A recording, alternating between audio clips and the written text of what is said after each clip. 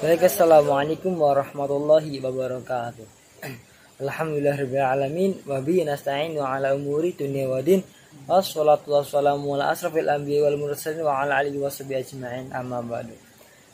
Pertama-tama marilah kita panjatkan puja dan bersyukur atas kehadirat Allah Subhanahu wa taala yang mana telah memberi kita rahmat sehingga kita bisa berkumpul di tempat yang barokah ini. Salawat dan salam tak lupa kita anjurkan kepada baginda Nabi Muhammad SAW yang mana telah membawa kita dari zaman gelap gulita hingga zaman yang terang benderang ini.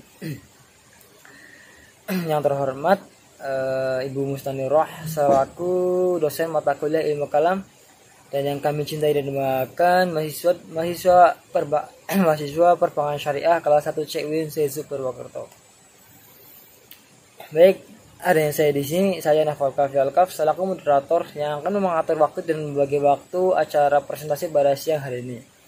Untuk acara yang pertama yaitu pembukaan. Marilah kita buka acara presentasi pada siang hari ini dengan bacaan basmalah. Bismillahirrahmanirrahim. Untuk acara yang kedua yaitu penyampaian materi. Pada kesempatan pada siang hari ini saya selaku moderator yang akan menyampaikan materi yang pertama.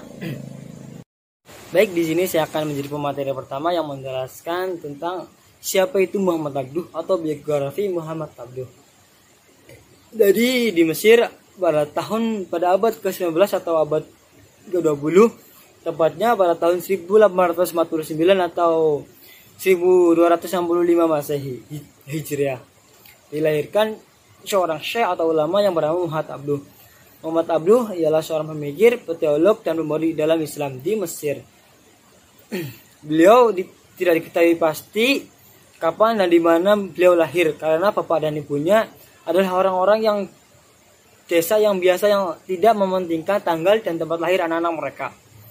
Dan tahun 1849 Masehi atau 1265 Hijriah adalah tahun yang umum dipakai sebagai tanggal lahirnya.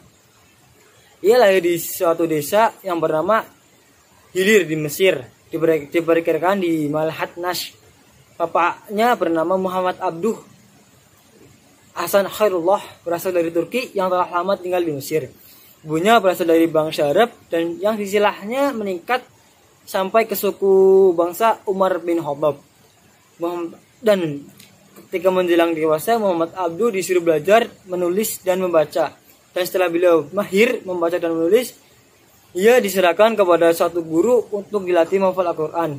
Dan hanya waktu 2 tahun beliau bisa menghafal Al-Quran secara keseluruhan. Kemudian ia dikirim ke Tanta untuk belajar agama di Masjid Syekh Ahmad pada tahun 1865. Setelah 2 tahun belajar, ia merasa tidak mengerti apa-apa karena di sana menggunakan metode belajar. Ia akhirnya lari meninggalkan pelajaran dan pulang kampung ke rumahnya dan berniat bekerja sebagai petani.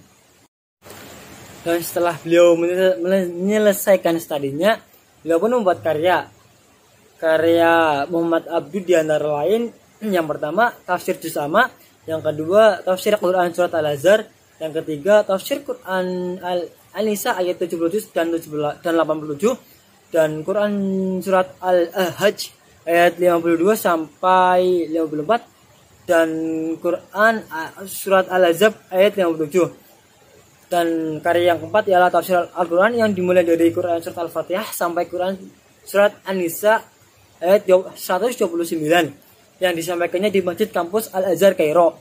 Dan karya yang kelima ialah Risalah Ar-Waridah.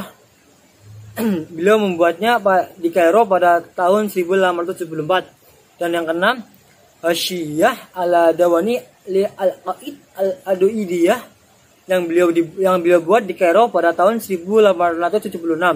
Dan karya yang ketujuh ialah Al-Rad ala Ad-Dabriyin yang beliau buat di Beirut pada tahun 1816. Dan karya yang ke-8 ialah Takrir fi Islah al-Mahakim al-Syariah yang beliau buat di Kairo pada tahun 1900. Dan karya yang ke-10 ialah Al-Islam wa al-Nashriyah ma al-Ilmi wa al-Madaniyah yang beliau buat di Kairo pada tahun 1902. Dan karya yang ke-10 Al-Waridah. Dan karya yang 11 ialah Falsafatul al-ijtimaiyah wa Astarikh. Dan karya yang ke-12 ialah Syah Nahjul Balaghah. Dan karya yang ke-13 ialah Syarah Maqamat Badi al-Zaman al-Hamdani. Buku ini terbit di Beirut dan buku ini berisikan tentang maqamat. Dan karya yang ke-14 ialah Syarah al-Bashari al-Hamdani al-Nashriyah fi al-Mantiq. Buku ini adalah buku mantik dengan pendekatan logika yang tinggi. Dan karya yang ke-15 ialah Nizamu al-Tarbiyah wa al-Ta'lim Bimish. Buku ini berisikan tentang pendidikan dengan metode praktis yang dilaksanakan di Mesir. Ini adalah buku pendidikan terbaik karya Muhammad Abduh. Dan karya yang terakhir ialah Risalah At-Tauhid yang berisikan tentang sistem teologi. Buku ini diajarkan Muhammad Abduh di Universitas Al-Azhar dan kepada Rashid Ridho. Dan mungkin itu cukup penyampaian materi dari saya. Dan untuk pematerian selanjutnya ialah Mbak Eka Setia Pemuji. Waktu dan tempat kami persilahkan. Faktor-faktor yang mempengaruhi pemikiran Muhammad Abduh. 1. Faktor sosial. Dari catatan biografi di atas, terdapat 2 hal penting yang dapat digunakan menganalisis faktor sosial Muhammad Abduh. 2. Faktor politik.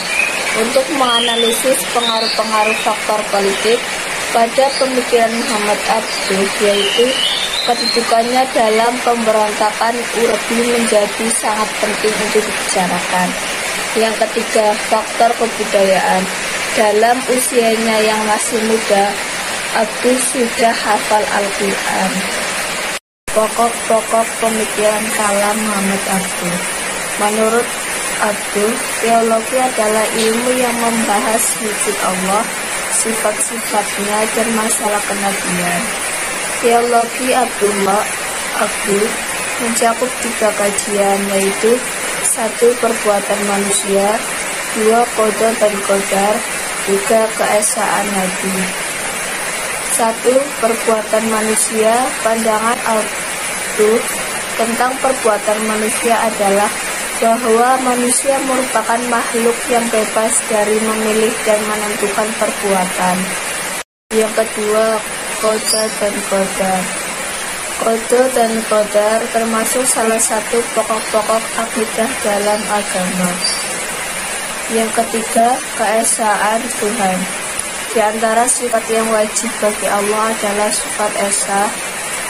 Esa dalam zat, esa dalam sifat, esa dalam wujud, dan esa dalam perbuatan. Terima kasih buat Mbak Eka Setia Pemuji. Dan untuk pemateri selanjutnya ialah Mbak Elvarana Dinda Pramita. Waktu dan tempat kami persilahkan. Assalamualaikum warahmatullahi wabarakatuh. Perkenalkan, nama saya Elvarana Dinda Pramita. Di sini saya akan menjelaskan tentang implementasi dan juga manfaat pemikiran kalam dari Muhammad Abduh. Ide-ide dan juga pemikiran Muhammad Abduh ini sangat berpengaruh dalam dunia Islam, termasuk Indonesia. Pemikiran Muhammad Abduh ini menyebar melalui para mahasiswa atau para pelajar yang pernah belajar di Mesir, dan salah satu pemikiran pembaharuan dari Muhammad Abduh ini di Indonesia adalah berdirinya organisasi Muhammadiyah, Al-Irsyad Al-Islamiyah, dan juga Persatuan Islam. Organisasi Muhammadiyah ini didirikan oleh Kiai Haji Ahmad Dahlan dengan 2 faktor. Yang pertama adalah faktor politik di bawah penjajahan Belanda dan juga kaum Islam atau umat Islam pada saat itu rusak dan melakukan suatu praktik keagamaan yang tidak sesuai atau menyeleweng dengan ajaran aslinya. Situasi politik di bawah penjajahan Belanda ini adalah adanya suatu kolonialis Belanda dan juga adanya suatu kegiatan dari kaum Kristen atau golongan Kristen dan juga golongan Katolik, dan ada sebagian kaum intelektual yang menganggap bahwa Islam ini merupakan suatu agama yang sudah ketinggalan zaman, dan kaum yang dimaksud dengan kaum yang Islam yang rusak pada saat itu adalah banyaknya atau merajalelanya perbuatan-perbuatan syirik, bid'ah, dan juga organisasi pendidikan yang memang tidak dapat melakukan fungsinya dengan baik dan tidak adanya semangat ukhuwah Islamiyah. Selain dua faktor tadi, faktor lain yang mendorong Kiai Haji Ahmad Dahlan ini mendirikan Muhammadiyah adalah pada saat ia pulang haji dan juga sudah berguru pada Syekh Ahmad Khatib, dan melalui gurunya itu beliau mengenal tulisan-tulisan dari Muhammad Abduh. Salah satunya adalah dari Tafsir Al-Manar yang mencuri perhatiannya dan juga menjadi suatu semangat dan memberikan suatu pemikiran kepada dia untuk memberikan suatu perubahan dalam dunia Islam. Yang kedua adalah Al-Irsyad Al-Islamiyah yang didirikan oleh Syekh Ahmad Surkati Al-Ansari yang merupakan organisasi Indonesia yang bergerak di bidang pendidikan dan juga keagamaan. Dan yang ketiga adalah Persatuan Islam, di mana Persatuan Islam ini didirikan di Bandung oleh sekelompok Islam yang tertarik akan aktivitas Islam yang didirikan oleh Haji Zamzam dan juga Haji Muhammad Yunus, di mana Persatuan Islam ini memberikan suatu ajaran Islam sesuai dengan Al-Quran dan juga hadis, dan memberikan suatu ajaran sesuai dengan ajaran yang diberikan oleh Rasulullah SAW, dan juga memberikan suatu pandangan yang berbeda dari pemahaman Islam tradisional yang memang sudah dianggap tidak orisinal lagi karena sudah bercampur dengan budaya lokal, sikap tidak kritis dan tidak mau menggali suatu ilmu dari kitab-kitab yang sahih. Terima kasih buat Mbak Elvarena Dinda Pramita.